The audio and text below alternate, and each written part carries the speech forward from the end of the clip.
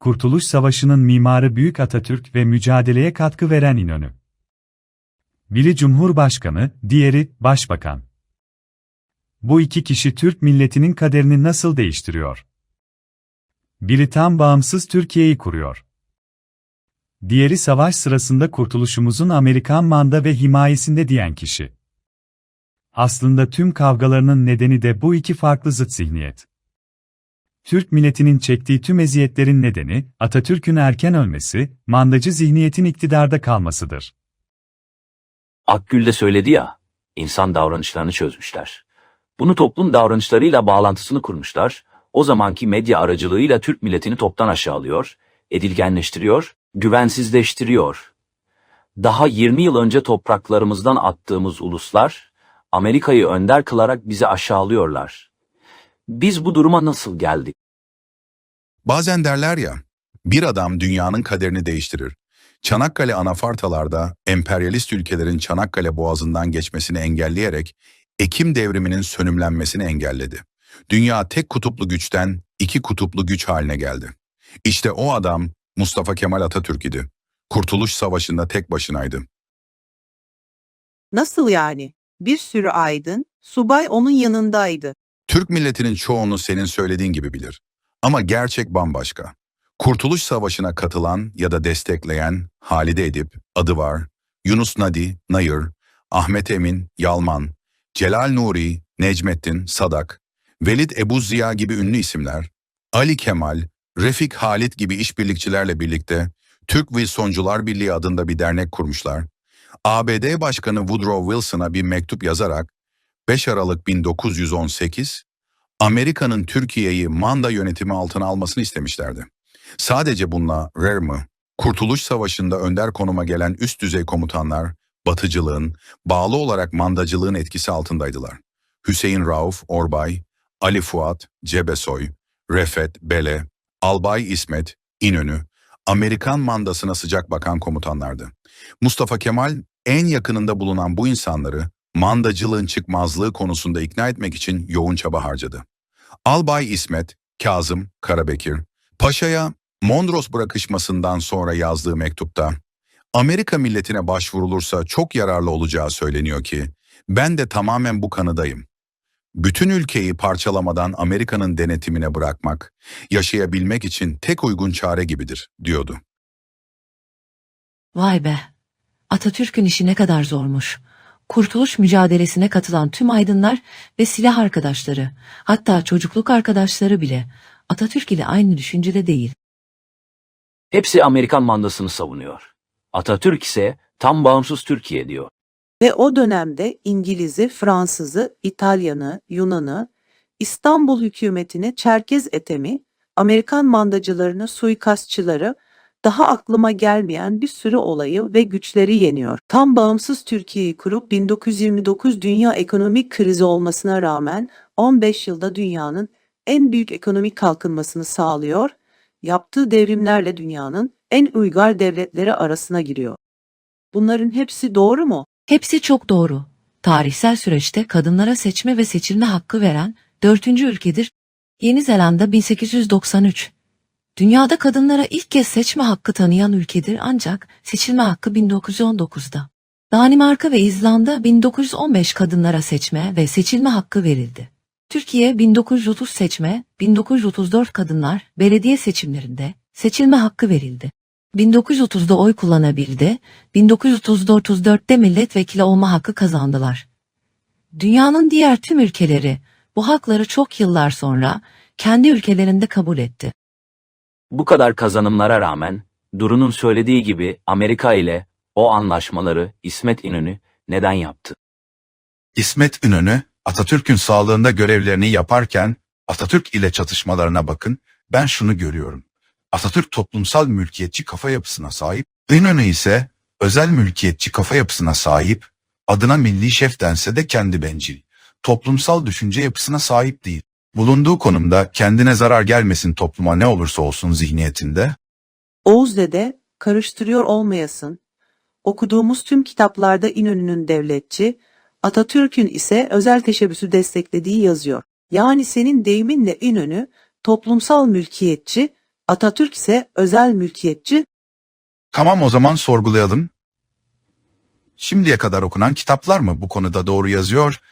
Yine o kitaplarda yazılanlardan biriktirdiğimiz bilgiler ışığında sorgulayalım. Ülke yok edilecek. Tüm Türkler Orta Asya'ya sürme hedefleri var emperyalistlerin. Atatürk ailesini bırakmış, 19 arkadaşıyla Türkiye'yi kurtarmak için Samsun'a gidiyor. Beş parası yok. Orada bulunan insanlardan borç paralar alarak kurtuluş mücadelesini başlatıyor. İnönü ise İstanbul'da. Emekli olup Kazım Karabekir Paşa'ya yazdığı mektupta da belirttiği gibi bir çiftlik satın alıp orada yaşamayı düşünüyor. Ülkenin geleceği için ise Amerikan manda ve himayesinin en doğru karar olduğunu belirtiyor. Öyle bir zamanlama ki Erzurum Kongresi yapılmış 5. maddesinde manda ve himaye kabul edilemez denmiş. O süreçte Atatürk'e en büyük desteği veren kişiye, yani Kazım Karabekir Paşa'ya Sivas Kongresi'nden birkaç gün önce bu mektubu gönderiyor. Onu etkilemeye çalışıyor.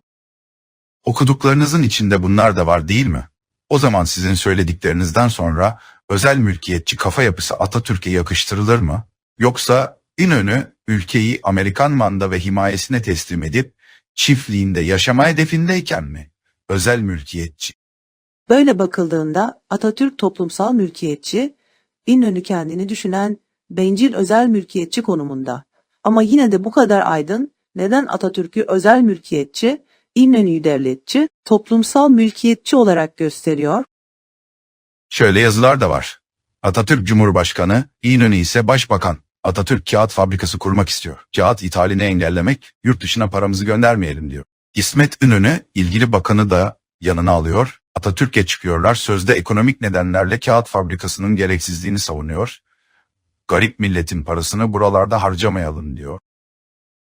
Bu arada Türkiye'nin ihtiyacı olan kağıdı ithal edenler de zenginliklerine zenginlik katıyor. Hazır kağıt pazarı var.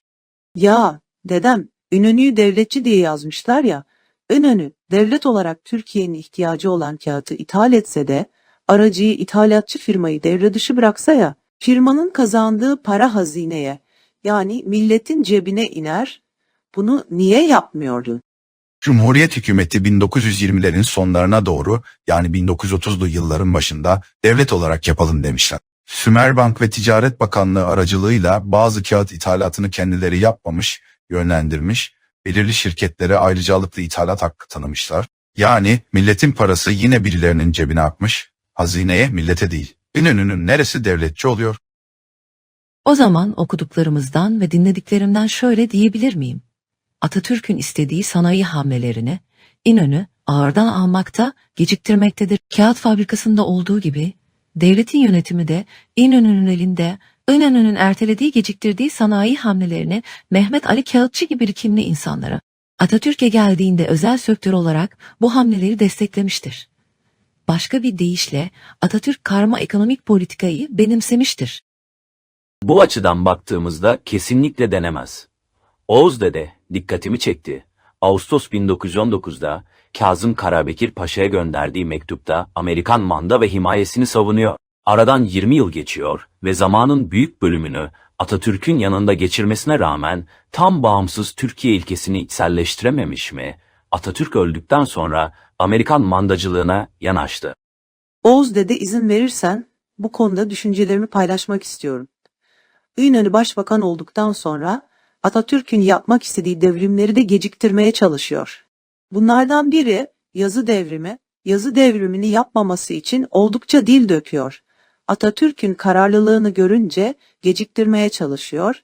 Kısacası İnönü gerçek anlamda saygı duyup ondan bir şeyler öğreneyim mücadelesinden ziyade onun açıklarını bulup mars edeyim düşüncesinde, onu kendine rakip olarak görüyor. İnönü'ye haksızlık etmeyelim, Atatürk kadar kitap okumadı. Kendini geliştirmedi. Atatürk'ün bakışını yakalayamadı diye. İnönü'nün yakın çevresine bakmak lazım. İnönü'ye kim bilir neler söylediler. Sonuçta İnönü'de bir insan, duyguları var, iletişim kurduğu, yanında olan bakanların niteliği de çok önemli. Çünkü sürekli onlarla iletişim kuruyor. Aklıma geldi. Başbakan olduktan sonra zamanın büyük bölümünü bakanlarıyla bürokratlarıyla geçiriyor. Atatürk ile geçirdiği zaman çok az, 20 yıl beraberdiler söylemimi geri alıyorum. Duru, İnönü'nün iletişim kurduğu, yanında olan bakanların niteliği de çok önemli. Çünkü sürekli onlarla iletişim kuruyor dedin. Atatürk-İnönü çatışmalarının bir kısmı da Atatürk'ün bakanları eleştirmesi ve bazılarını görevden alması. Verilen görevleri layığıyla yapsalar Atatürk onları eleştirebilir miydi? Ya da görevden alır mıydı? Almaz. Görevlerini yeterince yapamamalarının nedeni ise yine toplumcu düşünce yapısına sahip olmamaları. Milici değiller. Bu kişiler de sürekli İnönü ile konuşup onu etkiliyorlar. Bu konuşmamızdan şu sonucu çıkardım. Atatürk bulunduğu ortam ve koşullarda buna aile, ilkokul, ilkokuldaki öğretmenleri, sonraki okuma süreci, arkadaş çevresi bir tohum ekmiş. Toplumsal mülkiyetçi düşünce sistemi, millicilik, Reşit Galip'in yazdığı andımızın sözleri gibi kavramların anlamsallığını doğru öğrenmek, duygusal kavramları iyi analiz etme, sorgulama, temel bilgileri öğrenmiş ve onları içselleştirmiş. Yılmaz Büyükerşen'in de söylediği gibi eğitim öğretim değil, öğretim eğitim. Öğreniyorsun sonra kendini eğitiyorsun. İnönü ise böyle ortam ve koşullarda yetişmemiş. O süreçleri yaşamamış. Atatürk'ün yaptıklarını İnönü'den beklemek çok saçma olur. Atatürk'ü öldürmeye kalkanlar da dahil Kurtuluş Savaşı döneminde verdikleri katkılardan dolayı hepsine minnettarım. Sonraki dönemde yapılan yanlışlar, duygusal kavramları nasıl kavradıklarıyla alakalı olarak düşünüyorum. Duru, bu anlatımın aklıma Çerkes etemi getirdi. Belirli bir dönem Kuvayi Milliye'ye katkı sağlıyor, Kurtuluş Savaşı'na katkı veriyor, milici, vatansever, toplumsal mülkiyetçi sıfatlarını hak ediyor. Ama düzenli orduya katıl denildiğinde katkı sağladığı kuvayı milliyeyi cephe alıyor ve kuvacılarla savaşıyor. Az önce verdiğimiz onur verici tüm sıfatlar ters yüz oluyor. Bu sefer en sadesiyle vatanseverken vatan haini oluyor.